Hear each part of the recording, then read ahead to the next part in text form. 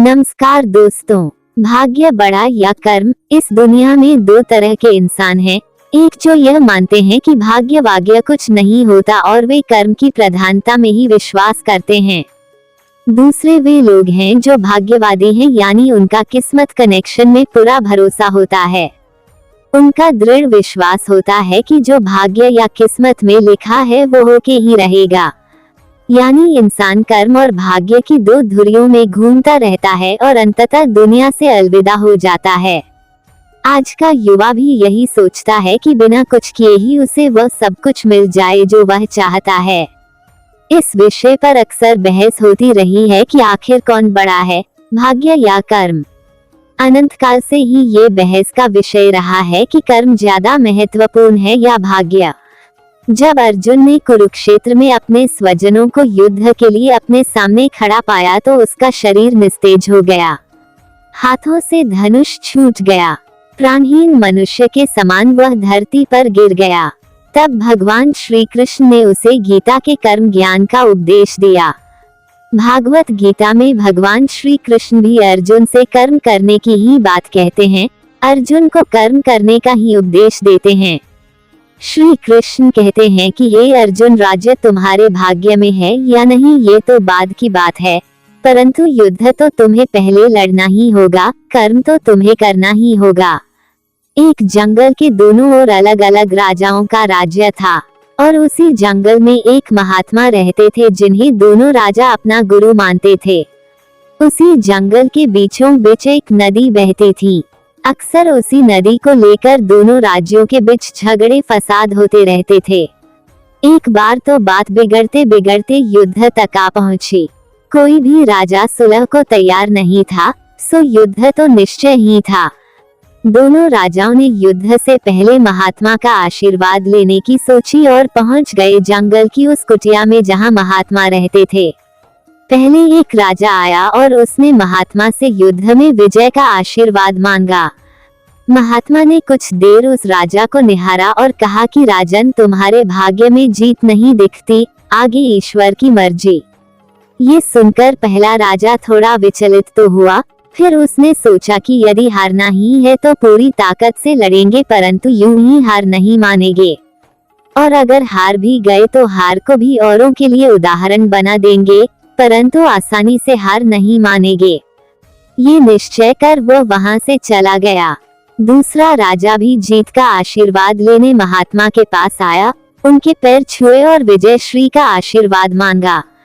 महात्मा ने उसे भी कुछ देर निहारा और कहा कि बेटा, भाग्य तो तुम्हारे साथ ही है। ये सुनकर राजा तो खुशी से भर गया और वापस जाकर निश्चिंत हो गया, जैसे कि उसने युद्ध तो जीत ही लिया हो। एक धनवान व्यक्ति और उसका बेटा। हिंदी कहानी। अंततः युद्ध का दिन आया। दोनों सेना एक दूसरे के आमने सामने थे और युद्ध का बिगुल बज गया। युद्ध प्रारंभ हो चुका था। एक तरफ की सेना ये सोचकर लड़ रही थी कि चाहे किस्मत में हार हो पर हम हार नहीं मानेंगे, हम अपना सर्वश्रेष्ठ कोशिश करेंगे, अपना सर्वस्व झोंक देंगे। और वहीं दूसरी तरफ की सेना एक निश्चिंत मानसिकता के साथ लड़ रही थी कि जितना तो हमें ही है तो घबराना कैसा। लड़ते लड़ते दूसरी सेना के राजा के घोड़े के पैर का नाल भी निकल गया और घोड़ा लड़खड़ाने लगा, पर राजा ने ध्यान ही नहीं दिया, क्योंकि उसके दिमाग में एक ही बात चल रहा था कि जब जीत मेरे भाग्य में है ही फिर किस बात की चिंता। कुछ ही क्षण बाद दूसरे राजा का घोड़ा लड़खड़ा कर गिर गया, जिससे राजा भी जमीन पे गिर पड़ा और घायल हो गया और वह दुश्मनों के बीच घिर गया। पहले राजा के सैनिकों ने उसे बंधक बना ली एवं उसे अपने राजा को सौंप दिया। युद्ध का निर्णय हो चुका था। युद्ध का परिणाम बिल्कुल महात्मा के भविष्यवाणी के उलट था। निर्णय के बाद महात्मा भी वहां पहुंच गए। अब दोनों राजाओं को बड़ी जिज्ञासा थी कि आखिर भाग्य का लिखा बदल कैसे गया। दोनों ने महात्मा से प्रश्न किया कि गुरुवर, आखिर ये कैसे संभव हुआ। महात्मा ने मुस्कुराते हुए उत्तर दिया, राजन, भाग्य नहीं बदला, वो बिल्कुल अपने जगह सही है, पर तुम लोग बदल गए हो। उन्होंने विजेता राजा की ओर इशारा करते हुए कहा कि अब आपको ही देखो राजन, आपने संभावित हार के बारे में सुनकर दिन रात एक कर दिया। सब कुछ भूलकर आप जबरदस्त तैयारी में जुट गए, ये सोचकर कि परिणाम चाहे जो भी हो पर हार नहीं मानूंगा। खुद हर बात का ख्याल रखा, खुद ही हर रणनीति बनाई, जबकि पहले आपकी योजना सेनापति के भरोसे युद्ध लड़ने की थी। अब महात्मा ने पराजित राजा की ओर इशारा करते हुए कहा कि राजन, आपने तो युद्ध से पहले ही जीत का जश्न मानना शुरू कर दिया था। आपने तो अपने घोड़े की नाल तक का ख्याल नहीं रखा, फिर आप इतनी बड़ी सेना को कैसे संभालते और कैसे उनको कुशल नेतृत्व देते। और हुआ वही जो होना लिखा था। भाग्य नहीं बदला, पर जिनके भाग्य में जो लिखा था उन्होंने ही अपना व्यक्तित्व बदल लिया, फिर बेचारा भाग्य क्या करता। दोस्तों, हमें इस कहानी से यह सीख मिलती है कि भाग्य उस लोहे की तरह वहीं खींचा चला जाता है जहां कर्म का चुंबक हो। हम भाग्य के अधीन नहीं हैं, हम तो स्वयं भाग्य के निर्माता हैं। ये सत्य है कि भाग्य भी उन लोगों का साथ देता है जो कर्म करते हैं। किसी खुरदरे पत्थर को चिकना बनाने के लिए हमें उसे रोज घिसना पड़ेगा। ऐसा ही जिंदगी में समझे, हम जिस भी क्षेत्र में हो, स्तर पर हो, हम अपना कर्म करते रहें बिना फल की चिंता किए। इस संसार में कर्म को मानने वाले लोग कहते हैं भाग्य कुछ नहीं होता, और भाग्यवादी लोग यानी जो सिर्फ भाग्य पे भरोसा करते हैं, वो कहते हैं किस्मत में जो कुछ लिखा होगा वही होकर रहेगा। अर्थात इंसान कर्म और भाग्य इन दो बिंदुओं की धुरी पर घूमता रहता है और एक दिन इस जग को अलविदा कहकर चला जाता है। तो चलिए भाग्य और कर्म को अच्छे से समझने के लिए पुराणों में बताया गया एक कहानी से समझते हैं। एक बार की बात है कि देवर्षि नारद वैकुंठ धाम गए। वहां उन्होंने भगवान विष्णु को प्रणाम किया और श्रीहरि विष्णु भगवान से कहा, हे प्रभु, पृथ्वी पर अब आपका प्रभाव कम हो रहा है। धर्म की राह पर चलने वालों को कोई अच्छा फल नहीं मिल रहा, और जो पाप कर रहे हैं उनका सब भला हो रहा है। उनके मजे ही मजे हैं। तब श्रीहरि विष्णु भगवान ने कहा, ऐसा नहीं है नारद, जो भी हो रहा है सब नियति के कारण हो रहा है। नारद बोले, प्रभु, मैं तो ये सब पृथ्वीलोक देखकर आ रहा हूँ।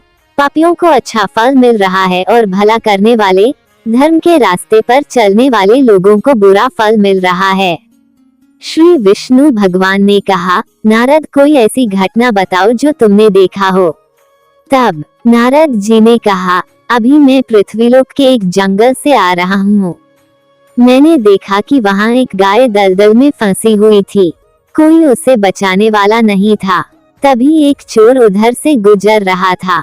वह चोर गाय को फंसा हुआ देखकर भी रुका नहीं, बल्कि वह उस पर पैर रखकर दलदल लांघकर आगे निकल गया। आश्चर्य तो तब हुआ जब आगे जाकर उस चोर को सोने की मोहरों से भरी एक थैली मिली। उद्धरण। थोड़ी देर बाद वहां से एक वृद्ध साधु गुजरा।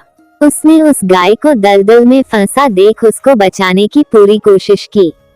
साधु ने अपने पूरे शरीर का जोर लगाकर उस गाय को बचा लिया, लेकिन मैंने देखा कि गाय को दलदल से निकालने के बाद वह साधु जब कुछ दूर आगे गया तो एक गड्ढे में गिर गया। हे प्रभु, अब आप ही बताइए ये कौन सा न्याय है। देवर्षि नारद की पूरी बात सुनने के बाद श्री हरि बोले, ये तो सही ही हुआ नारद। जो चोर गाय पर पैर रखकर भाग गया था उसकी किस्मत में तो पहले से ही एक खजाना था, लेकिन उसके इस पाप के कारण उसे केवल कुछ मोहरें ही मिली। परंतु प्रभु, नारद बोले, बेचारे उस साधु ने तो कोई पाप नहीं किया था, फिर उसे गड्ढे में गिरकर मृत्यु क्यों मिली। तब श्री विष्णु भगवान ने नारद को समझाया, नारद, उस साधु को गड्ढे में इसलिए गिरना पड़ा क्योंकि उसके भाग्य में उस समय बहुत ही कष्टदायक मृत्यु लिखी थी, लेकिन गाय को बचाने के कारण उसके पुण्य बढ़ गए और उसकी मृत्यु एक छोटी सी चोट में बदल गई, जिससे उसे मृत्यु के समय बहुत ही कम दर्द का आभास हुआ और वह स्वर्ग के भागी बना। अब नारद जी संतुष्ट थे। इसलिए इंसान के कर्म से उसका भाग्य तय होता है। इंसान को कर्म करते रहना चाहिए, क्योंकि कर्म से भाग्य बदला जा सकता है। धन्यवाद।